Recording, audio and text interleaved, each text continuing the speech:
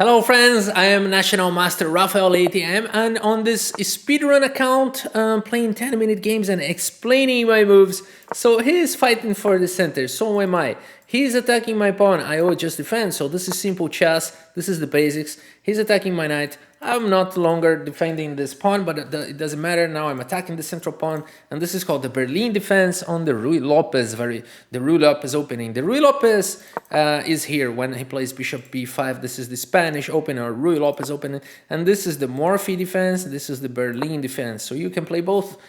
And this is attacking the central pawn, and now he's probably not very used to this variation. That's why he's thinking a little bit now. He probably doesn't know it, and I can capture the central pawn, and he'd better play d4, which is a strong move here, trying to open up the center to punish me from not castling and being too greedy on the pawns.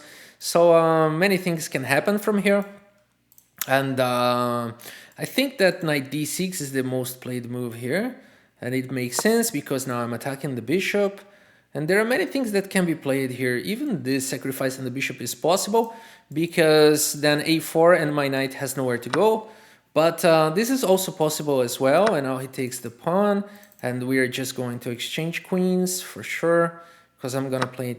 oh, he didn't want to go for it. Okay, that's not a problem. Let's just... I think it's possible to play like he did, but capturing with the pawn and exchanging queens here is the most played variation here. Capturing with the knight, I just castle, and I'm fine here in the position. And I think the position is equal now, but yeah, I think that I got a bishop pair, the position is good, so I'm just developing at this point. And putting a little bit of pressure here, I probably will develop this way. Yes, that makes sense. Also, bishop here was possible to play knight c4 and attack the knight, but I think I need a defender also to my king side, so bishop f5 makes sense. Just in case he wants to come wild, I just give up. I just return the bishop pair, and then that's fine, you know, we're fine. On f6 now is very tempting. Very, very tempting. I'm gonna play it. I know I'm creating weaknesses on this light square diagonal and squares, but I think it's so powerful to play like this because now I get so much activity. Like knight c4, bishop g4, and stuff like that. But yeah, I will develop the rook, so I'm protecting this bishop here. Yeah, this move makes sense.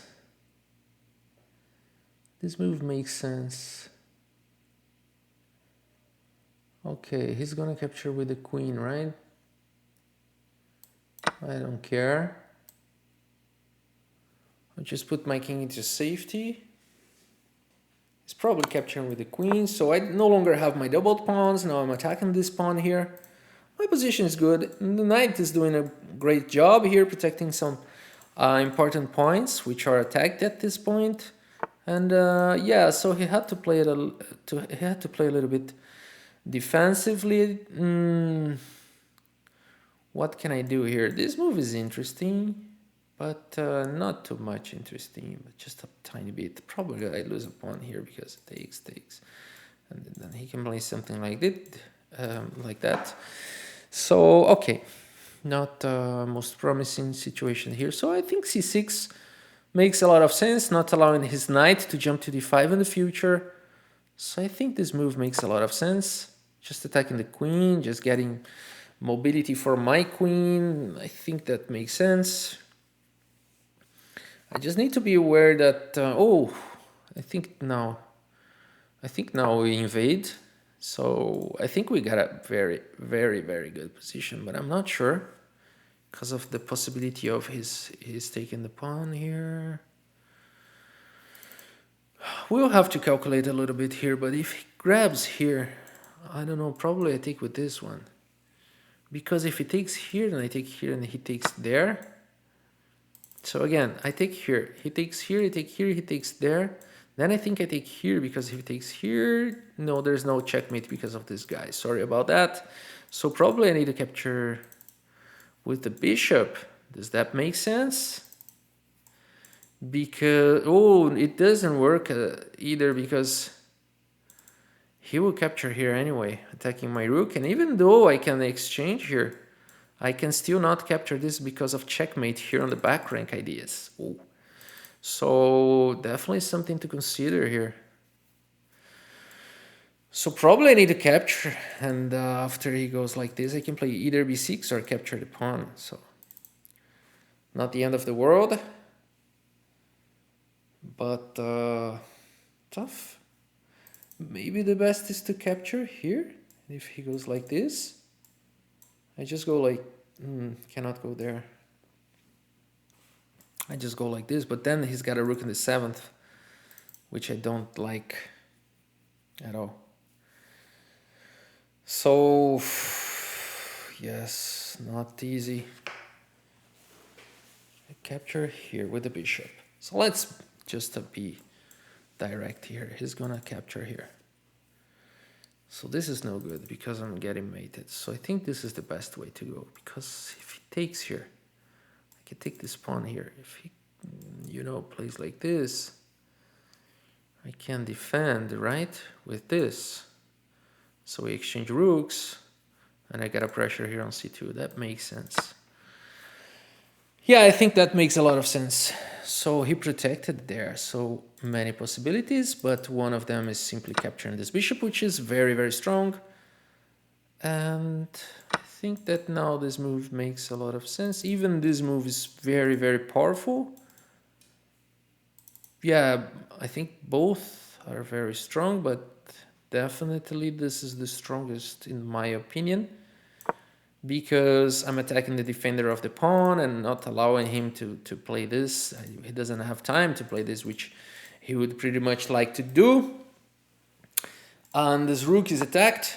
Now he defended and he threatened to win the game immediately. And now I grab the pawn and he cannot play rook here. Please don't blunder, because it's very tempting to play this at this point and completely ignore my bishop. So yeah, he was very cautious here, but he could have played this, I think. No, he could, because I'm not protecting the back rank checkmates. So I gotta get rid of those back rank ideas. How do I do it? How is the best way to do it? Maybe playing this. I need to do something. Maybe king g8 here. Maybe king g8. Yes, king g8 makes sense. Bring the king to the game and not having those back rank checkmates. So we're still holding here. It's not easy to get rid of this bishop pair. Very active. My king is coming to the game, and yeah, that's the way to go. Oh, like I said, it's very easy to blunder like that. So sorry for him. The game is over. But yes, it's very easy to blunder like that. So let's take a review of this game. I think we made no mistakes. Is that it? We should call Kramnik. Oh my God, call Kramnik. We should call Kramnik right now. Probably I'm cheating here. I'm using Stockfish. It's not possible that some national master makes 99%. This is impossible. You gotta show this game to Kramnik. Okay, this is really not usual. Okay, as you follow my games here on YouTube, and you know that it's not very common for me to do 99. But let's see what happened. Let's see if I made some alien moves or what. Okay, this is the Berlin. So this is very well-known theory. So far, so good. And I thought that here he was going to take with the pawn. And this is the main line. I would probably play here and we would exchange queens. Okay, so knight f5, and this is like the theory goes on. And I think h3 now. h3 is possible, knight c3, rook d1. So there are many possibilities here. I think h3, h5, something like that, right? If I'm not mistaken, h6 here is better. Not h5? h6. h5 is good. Yeah, h5 is also possible here. There are many ideas on h5 as well. So here's just a little bit of theory. Okay, it can go on several ways. Here I can also capture with this. I think it's the Rio de Janeiro variation, if I'm not mistaken. No, that's not Rio. As you can see, this is a little bit better for white. So that's why I didn't go for it.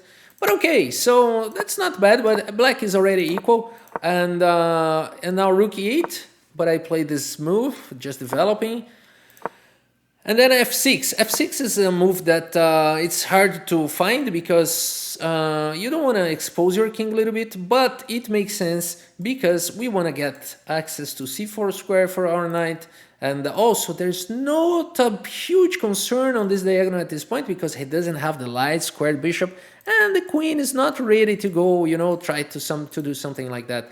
So f6 makes complete sense here, although not the top engine move, just trying to make my defense against Kramnik and knight f3. And so many good ideas here. Rook e8 was a good one. The idea on rook e8 is just my queen here is a little bit tied to the defense of this bishop, and after I play knight c4 and d5 ideas, probably my bishop would be hanging if my queen goes, you know, capturing pieces and all like that. So the idea here is just to, you know, bring the rook to the game and bring another defender to the bishop so my queen is able to play. So rook e8 makes complete sense here, and d5, which is a good move, so I capture, he captures, and now what to do? King h8, okay? And then rook from a to c1 defending the pawn. And now bishop to g6, the top choice. Let's put in a deeper analysis here. And queen d7, bishop f8, c6, bishop f8. So many possible moves here. Queen d7, c6, bishop f8. Bishop f8 makes sense, you know, giving more room for the rook, but I do like c6 a lot here because I'm attacking the queen and my queen gets more activity. And then this is a mistake because now my knight comes and, you know, attack everybody. So we have the exchanges, and I'm so happy to have found this, which is the best move.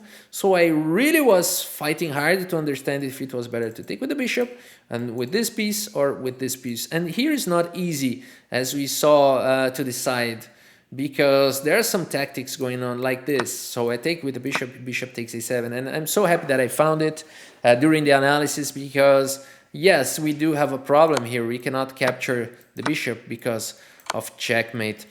So yeah, the position is kind of tactical, so I'm happy to have found it. And although I'm not longer defending here, I'm attacking here, and like I said, if he captures, I capture.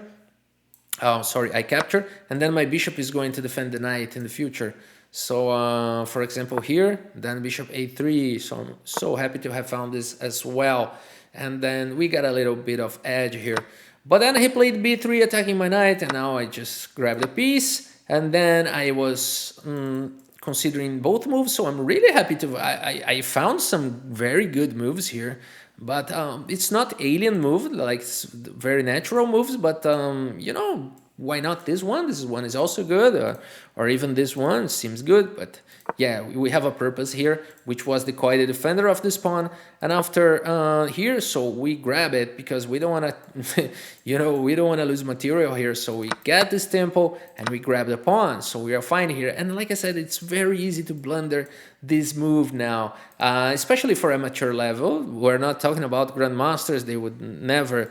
I never say never, but it's not common for grandmasters or international masters or even FIDE masters. Yeah, not common at all. I mean, this is something very rare to happen on that level, but on the amateur level, that's pretty common. And so h3 was played, so the bishop is not usually where it's not where it usually is, so it's really easy to forget about him here, and that's why he played that blunder in the next move. But here again, I'm happy to have found this. Of course, h6 is also some move to consider, but I'm creating weaknesses on the light squares here. Although my bishop is covering them, I would have to have an eye on that in the future. So that's why I played king g8, so I'm already bringing the king to the endgame and not having those problems on the checkmate back rank checkmates. So king g8, and then he just blundered. So like I said, just before I foresaw that he was going to make this mistake, because it's really easy to blunder like that. So I don't blame him, don't judge him. It's very common. And so yeah, that's a very suspicious game, 99%. That's not something I usually do. Please don't show this game to Kramnik, otherwise it's the last time you see me playing and you won't see my videos again. So take care. Just kidding. So that's it for today. Thank you so much for your audience and see you next time.